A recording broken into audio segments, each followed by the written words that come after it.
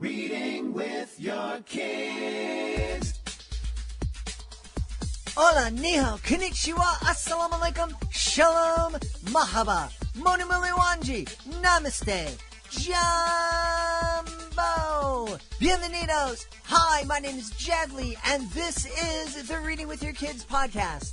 We're coming to you from the beautiful neighborhood of Reedville in the southwest corner of Boston, Massachusetts. We are so happy and so very honored that you are joining us in our mission to help families grow closer through reading. Please be sure to tell all of your family and friends about the show. Please tell your kids' teachers and their principal and their librarian. And please subscribe to the show on the iHeartRadio app, on Spotify, Apple Podcasts, Amazon Music, Audible, Stitcher Radio, wherever you get your podcast. Our guest today is Kashmira Sheth. She is here to celebrate her Nina Soni series. Before we invite Kashmira into the studio, we want to let you know that this episode of the Reading with Your Kids podcast is brought to you by Dino Pajama Party, the great new picture book by Laurie Walmark. Much like us, dinosaurs love to have fun. And Dino Pajama Party, dinosaurs from all around gather together to play instruments, dance, and sing before bedtime. But soon, like children, the dinosaurs grow tired and they need their rest. This rhyming picture book is sure to have kids following the dino's lead and get ready to go to sleep. The short, bouncy rhymes make each reading a celebration for dancers and dino lovers alike. The book is a welcome alternative to the umpteenth reading of familiar dino titles. This bedtime, nap time, fun time, anytime picture book is destined to become a new favorite for you and your kids. Get your copy today. Dino Pajama Party by Laurie Walmark. Join us right now from the beautiful state of Virginia. Our guest is here today to celebrate her Nina Soni series. Please welcome to the show, Kashmira Sheth. Hey, Kashmira, how are you? I'm great. How are you? Wonderful. I'm excited to learn all about Nina Soni. Well, you are in the right place. Nina is 9-year-old, and she loves her family and friends, obviously. She's full of life. She likes a lot of things, but mostly she loves words and math, solving math problems, and solving problems in general. Now, she has a younger sister, Kavita, who's first grader, and sometimes she has a hard time dealing with her sister, and she has a best friend, Jay, who lives on her street, and sometimes she's jealous of him too. But most of the time, she just goes with the flow, except she has a lot of ideas flowing in through her head. She thinks of those ideas as a train tracks. You know, she's going on one idea, going down her in her brain, and then something comes up. And then she jumps the track. And all that is sometimes very challenging for her. So Nina likes to make lists. That's her way of solving that problem. She likes to keep a diary. She calls it Sakhi because Sakhi means friend in Hindi.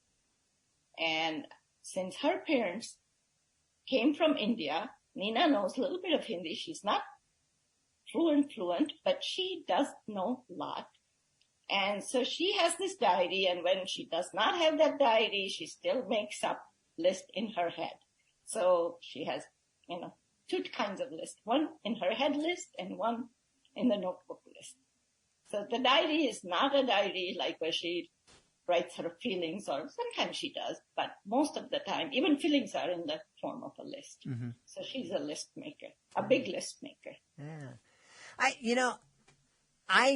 I love this idea of encouraging our kids to keep a diary or a journal. I mean, it's something I've done most of my life. I'm sitting here, and actually the current notebook that is serving as my journal is sitting right here on my right. And I think we're about page 1200. And most of if you picked it up and turn it to any random page, you would not read anything especially interesting. But it's a good discipline because there are days when it gives me an opportunity to kind of write about my feelings before I blow up on somebody, or a way to sit down and make a list of what I want to do here on the podcast or what needs to be done. And I just think it's just getting in the habit of doing a journal, doing a diary, sitting down at the end of the day and reflecting on what you did and what you need to be done. It's a super discipline for folks to develop. Yes, and I think sometimes for a young child, it can be a problem solver. Mm-hmm. You know, you have all these emotions going on, and then you start writing down, and then you can start kind of thinking, because you pour your feelings in that, so you're not like keeping it and it doesn't kind of go round and round in your head. You're putting it down. Then you can move on to the next thing and next. And then all of a sudden, Nina does that, realize that maybe that wasn't that bad, you know? Mm-hmm. So I think that helps you. Yeah. Well, I'll tell you, Kashmira, I think the journal has kept me married to my beautiful wife. There have been a number of times when I wanted to explode, and just taking the time to sit down and write in my journal and realize, well, maybe my wife wasn't all that wrong. Maybe I played a part in this. It was really helpful because it slows you down. You think because you have to think in order to write, and you're just not vomiting out your feelings and your frustrations. And so, yeah, it's a great tool. Yeah, it is. I think so. And like you said, writing down, it takes time to write down, to put those words down on a piece of paper. That even itself will, I think sometimes can calm you down. So.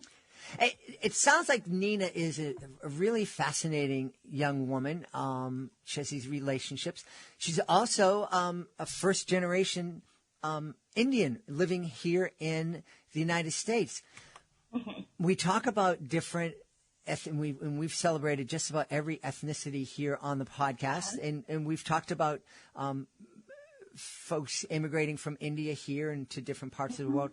But I don't think it's the Indian population. I don't think we really even still today know much about. It's a very growing up as an Indian in America must be a unique experience for Nina. Yes, and, I was inspired to write this series from my two daughters growing up right in Madison, Wisconsin, born and raised there, and to first generation, to as a first generation, but the parents come, my husband and I both came from India, so for them, it's a two culture. There is a culture at home with the language and food and a lot of other things, and versus growing up here, going to school and mingling with all the other kids. So they were the ones who inspired me to just write, to become a writer in the first place. I was a microbiologist by training. And when my children were young, I read to them. But when they got a little bit older, they started bringing home books from school. Their teachers and librarians suggested. And they said, Mom, have you read this? And of course, I'd never read any of those. So I started reading with them and talking about, for the love of reading, we just sat down and we read together so we could discuss. And I wanted to know what they were reading. And it was a great journey. So doing that, when they were in elementary school, I started writing. I said, I want to share some stories too. And so they inspired me. And, I look at their childhood very differently than my own, because it was very different. I grew up in tropical country, it was very different. And in some ways it was still same of having a loving, family and all that and having friends. But their experiences here with the next book, that Nina Soni series number 5, is Snow Spy. And of course, I had never seen snow, so that definitely was something different. But they had a lot of friends on the street, and that's what I gave Nina. Her best friend, Jay, lives on her street, because I think friends were very important to them, And then they also had some Indian friends, large, and also kids with different ethnicity, Indian and, Filipino or whatever other ethnicity. So they were able to mingle with all those kids and see their world. Yeah, I am curious. I just have to ask because you mentioned you immigrated from India, and it's a tropical country. My associate producer lives in Mumbai, and she often tells me of the temperatures hitting just crazy numbers. Go out frying egg on the sidewalk kind of numbers, and then you go to Madison, Wisconsin, which gets an awful lot of snow. How did you react the first year you were there in Madison and you experienced your first snowfall of 6 to 8 to 10 inches? So I went to school at Iowa State. I did my undergraduate, which is not much better than, Madison. I mean, if you're coming from tropical climate, whether it's, Ames, Iowa or Madison, Wisconsin, they're both the same. And one thing I did not know how cold. The first time it really dropped, the temperature was mid-September. And I had come in July, so I thought, wow, this is hot. They said cold. And then one day, it just took my breath away. Just in the morning, it was warm, and then it dropped like 20 degrees by afternoon. And the snow was really pretty, except I just did not have the right kind of shoes, and I tried to, you can't buy in tropical countries something that you don't ever need it. Why would anybody stock it? So there was a lot of, and then, buying the jacket and stuff, but still just being so cold. And I fell a couple times, definitely. Because ice was the worst part, thing when it turned icy. Yeah. Well, I find your story fascinating. You're a microbiologist. I love that you had a really strong desire to continue to read with your kids. You were curious as to what they were reading, and you continued to read with them as they became independent readers into middle grades and I'm sure into high school. Were you curious about what they were learning in this new country, or did you know deep down that, hey, this is a great way to start conversations. This is a way that's going to help me strengthen the bond that already exists between me and my kids? I think they were both things. So I when I was young, there were a lot of oral stories in India. And so we were, with my grandparents, I was connected with stories, we read together. Later on, I used to get library books and read, and my parents would read that and we'd talk about it. My father, nonfiction, my mother, a lot of historical fiction. So that was good. And so I had that desire that I wanted to have the same kind of things with my children. What are they reading? And all these books were totally new to me, So there was that curiosity. And I always loved literature. And growing up in India, one thing you do is you take a lot of languages. So I had Gujarati is my mother tongue, but then we had to learn Hindi, we had to learn English, and some Sanskrit. So, there's a lot of languages. And so there are a lot of stories, all these classes, had.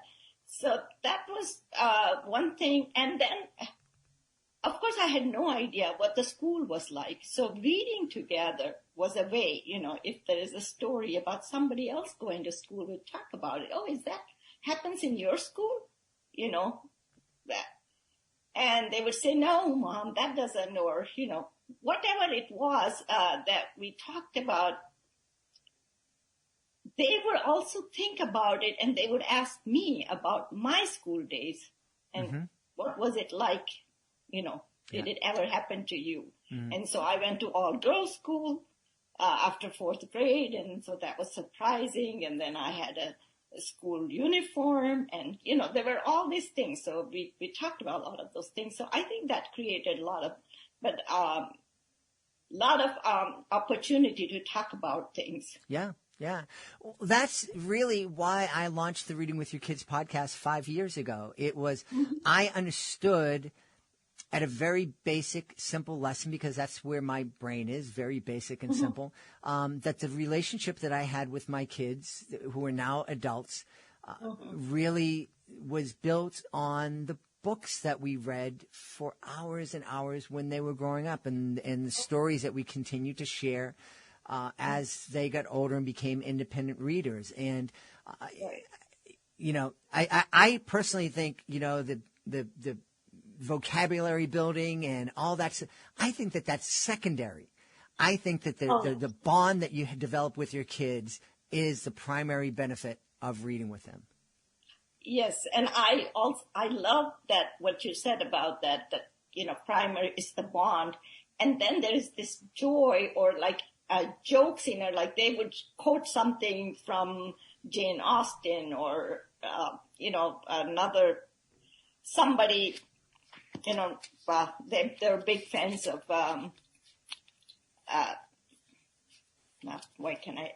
Harry Potter series, and then they would, quote something for somebody, or Hunger Games. And so we would all smile because we'd all know what they are saying, and they would, it's kind of fun to be able to, in that space, in that head space, but also in that emotional space together. Mm-hmm. Yeah. That you share. Yeah. And the other thing that I love and I really think is a huge benefit, and I know that it's important for another kid who is, whose parents immigrated from India. It's important to have a book like Nina Soni so they can see themselves positively portrayed in the pages of a book, and so that book is a mirror for them. But I think it's just as important that kids from outside the Indian community get a chance to look in and meet Nina Soni and see that her life is a little bit different. She has a different language, different customs, maybe different foods. But deep down, she's a kid. She's a human being. She could be my sister. That's right. And it's amazing. My first book, Blue Jasmine, was sort of about a young girl who immigrates from India to here. And, during school visits, there are a lot of times where I met one teacher who said this Filipino girl came, just immigrated, and she really loved your book, and she read 3 times. And then there was this group of kids who came from Nepal, and one librarian who came from England, and she said, and so they, it wasn't just what I, just Indian kids, but from all over. I think kids who have come from it. But then I'm thinking of my daughter's friends who were on our street, who grew up, with an Indian friend. Mm-hmm.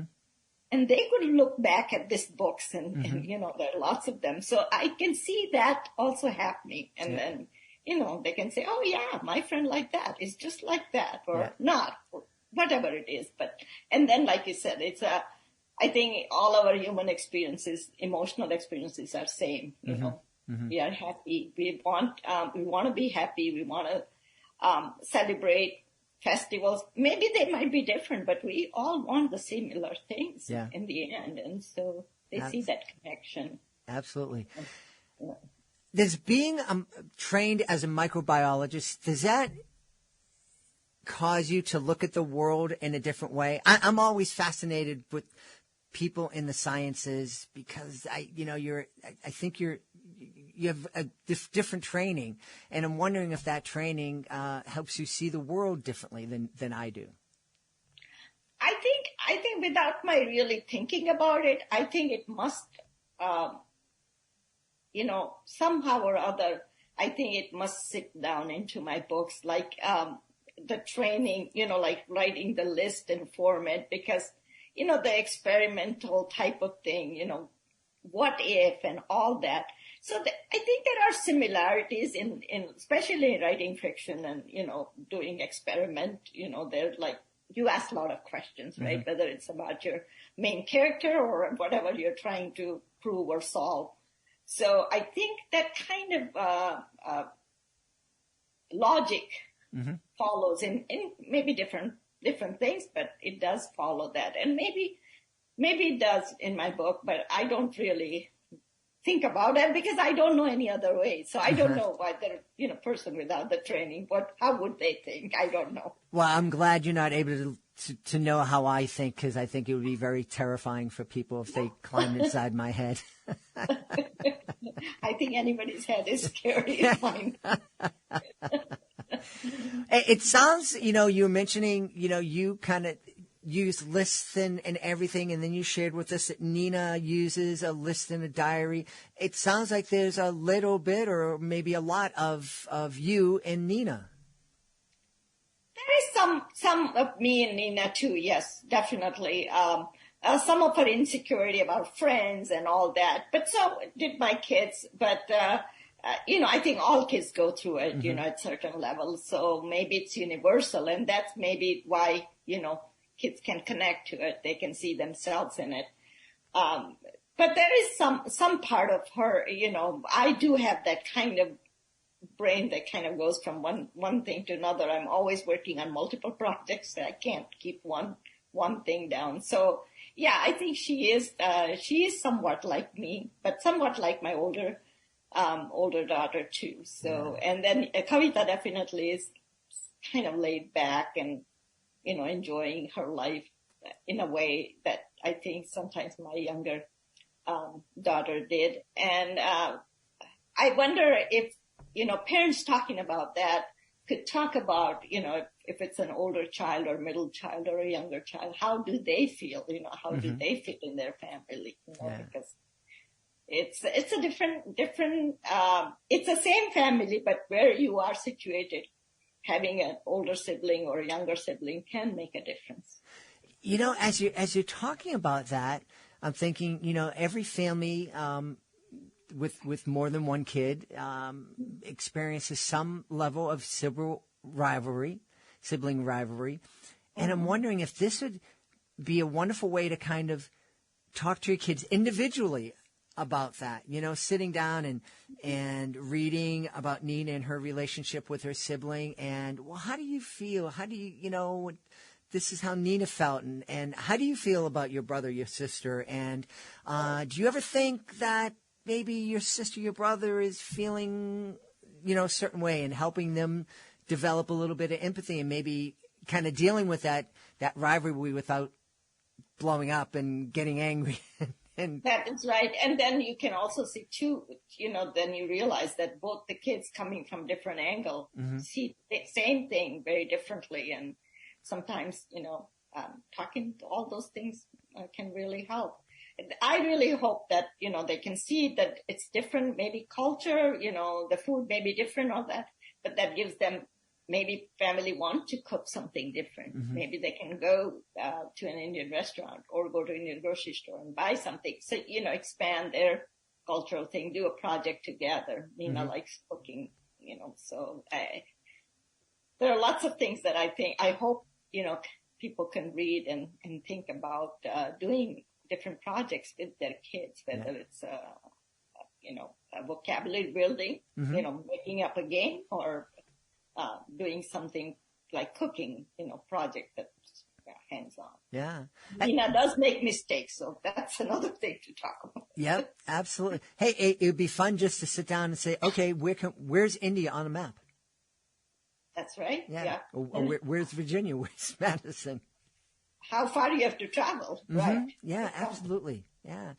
This is, it's obvious that there's a multitude of conversations that families can have as they're reading Nina Soni, and what a great series. I know people are going to want to know where they can go to find out more about this series and more about the other books that have come from your mind. Oh, well, all the independent bookstores or Amazon, Barnes and Noble, so they're available. I write from picture book to middle grade to YA, so they're all range. And this Nina Soni series is my first chapter book series. Yeah. And is there a website folks can go to yes, learn more course. about you? Oh, yes. Oh, yeah. It's KashmiraSheth.com. Awesome. So, and all the books are listed there. Wonderful. Well, this has been a really fun conversation. I want to urge people to check out the Nina Soni series. And I want to thank our guest, Kashmira Sheth. Kashmira, thanks so much for being with us. Well, thank you for having me on the show. Thank you. Please be sure to join us for the next episode of the Reading with Your Kids podcast. Our guest will be Ramina Yee. She'll be here to celebrate her new graphic novel. It's called My Aunt is a Monster. Not going to want to miss it. It's a lot of fun. If you are the author of a fantastic children's book, we would love to help you celebrate your book to the whole world. Do you know, and you probably didn't know this when you became a children's author, you probably didn't realize that every single month there are thousands of books published every single month. You're probably thinking I meant to say every year. No. Every month there are thousands of books published every single month. It's really hard to stand out amongst that crowd if you're published by a big traditional publishing house. It's even harder to stand out amongst that crowd if you are independently or self-published or published by a smaller hybrid press. You don't have to try to stand out by yourself. We would love to help you celebrate your wonderful children's book. You can be a guest here on the podcast. You can submit your book to our Certified Great Read panel, and you can take part in our monthly promotion program and have your book celebrated through commercials here on the podcast, messages to our 100,000 plus social media followers, have your book displayed on our nationwide network of digital pedestrian billboards, and take part in our live events. You can learn all about those opportunities by going to readingwithyourkids.com and clicking on the Authors Click Here button at the top of the page. I want to thank the folks who made today's show so wonderful. Of course, I want to start by thanking our guest, Kashmira Sheth. Please be sure to check out Nina Soni. It's a great series by our guest. Also want to thank our sponsor, Lori Walmark, her new debut picture book. She's written many acclaimed non-fiction middle grade novels, or middle grade books. This is her debut picture book, and it's wonderful. It's Dino Pajama Party. Get your copy today. I want to thank my teams, Fatima Khan, Rory Grady, Mirabella Q. I want to thank my beautiful wife for all the support she gives me. And most of all, we all want to thank you. Thank you so much for taking the time to join us today. And as always, thank you so very much for taking the time to make the world a better place by reading with your kids. I'll be looking for you in the next edition of the Reading with Your Kids podcast.